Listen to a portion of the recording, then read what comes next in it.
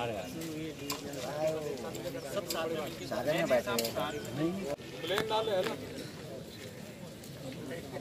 Hello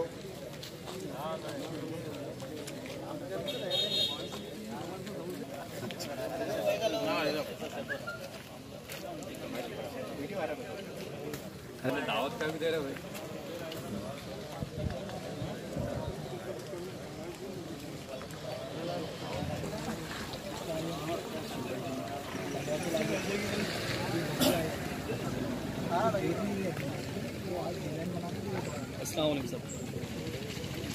निंदा करते हैं। आप ये मैसेज हमारा पहुंचाइए। हमारे जिला अध्यक्ष साहब हैं, हमारे नासिर साहब हैं, हमारे यूथ के दोनों भी अध्यक्ष यहाँ पर है।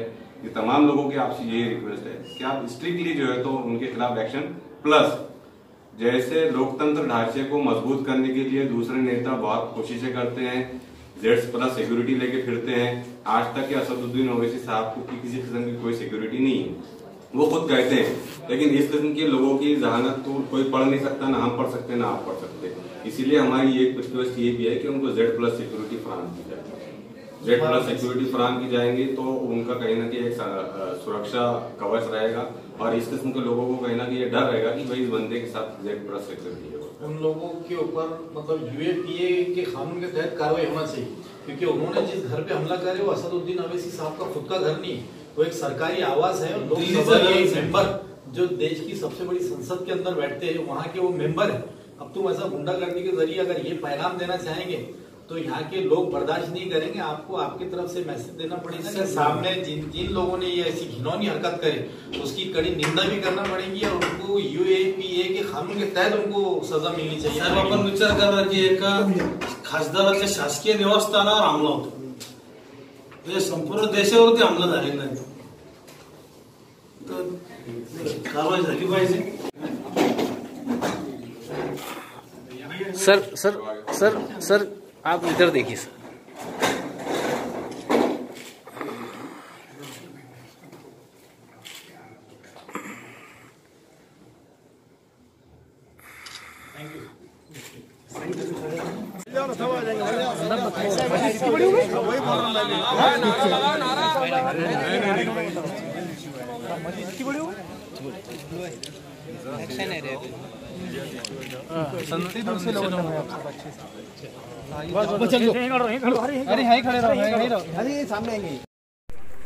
जी, आज मेमोरेंडम देने का मकसद। देखिए, मजलिस इत्तेहादुल मुस्लिमीन के हमारे नेशनल प्रेसिडेंट और इस लोकतंत्र को मजबूत करने वाला सबसे अहम चेहरा बैरिस्टर असदुद्दीन ओवैसी साहब के घर को कल कुछ हिंदू आतंकवादियों ने, उस देश के दुश्मनों ने निशाना बनाया।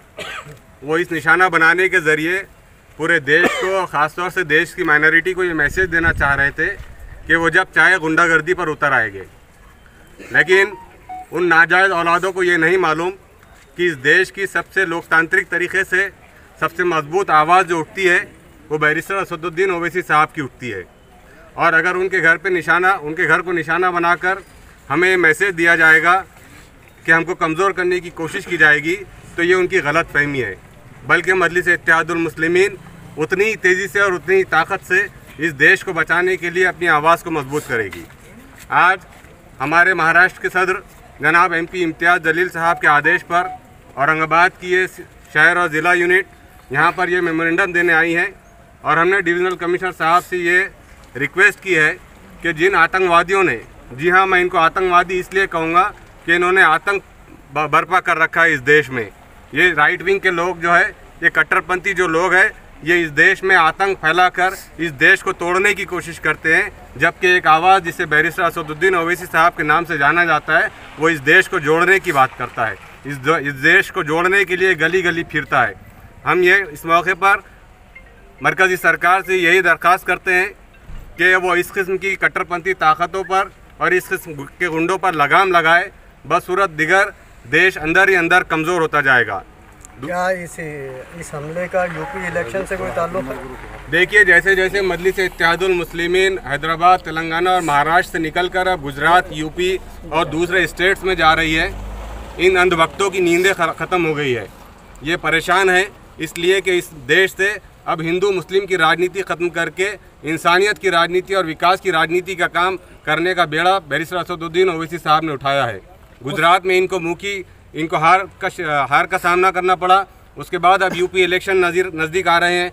ये इसी की एक कड़ी है कि ये हिंदुओं को मुसलमानों के खिलाफ और मुसलमानों को हिंदुओं के खिलाफ बहका कर अपनी सियासी रोटियां सेकना चाहते हैं। ये उसी कोशिशों की एक कड़ी है। लेकिन मजलिस इत्तेहादुल मुस्लिमीन और उसके तमाम कार्यकर्ता, ना सिर्फ तमाम कार्यकर्ता बल्कि जितने पुरअमन शहरी है इस हिंदुस्तान के, वो इस किस्म की हरकतों को कतई बर्दाश्त नहीं करेंगे, बल्कि हम इस सेकुलर ढांचे को मजबूत करने के लिए हर मुमकिन कोशिश करते रहेंगे। कुछ सियासी पार्टियों का हाथ भी हो सकता है इस हमले के पीछे।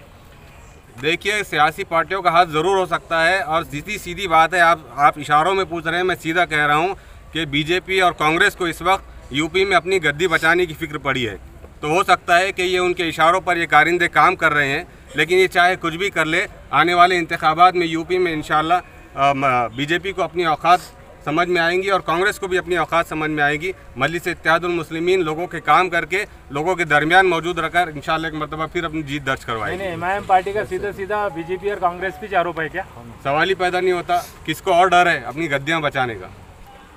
आपकी पार्टी के कायद पर हमला होता है, पूरे 24 घंटे गुजर जाते हैं, उसके बाद मजम्मत, इतनी ताख़ीर क्यों?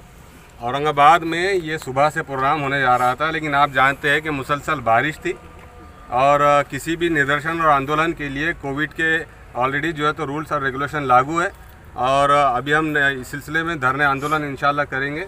कायद हमारे गुजरात गए हुए थे एमपी इम्तियाज़ जलील साहब, वो आज औरंगाबाद तशरीफ ला रहे हैं। आगे की रणनीति इंशाल्लाह शाम तक क्लियर हो जाएगी। बड़े नेता भी नज़र नहीं आ रहे इसमें आज। बड़े नेता के आदेश पर ही हम आज निवेदन देने आए हैं। कलीम साहब के ऊपर सर